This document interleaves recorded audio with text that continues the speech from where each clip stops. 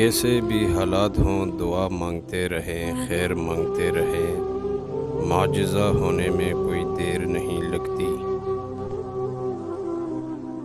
ہمیشہ یہی سوچ رکھو کہ مجھے میرے اللہ نے بہت کچھ دیا ہے۔ اگر میرے اعمال کے مطابق ملتا تو میرے پاس کچھ بھی نہ ہوتا۔ دوسروں کو خوش رکھنے اور دل میں جگہ بنانے کے لیے اپنی بہت سی عادتوں اور رویوں کی قربانی دینی پڑتی ہے۔ کچھ لوگ ہمارا ساتھ کبھی نہیں چھوڑتے، چاہے ہم ان سے بات کریں یا نہ کریں۔ انہیں ہمیشہ ہماری فکر رہتی ہے، اور وہی لوگ سب سے خاص ہوتے ہیں۔ کتابوں کی اہمیت اپنی جگہ جناب، سبق وہی یاد رہتا ہے جو وقت اور لوگ سکھاتے ہیں۔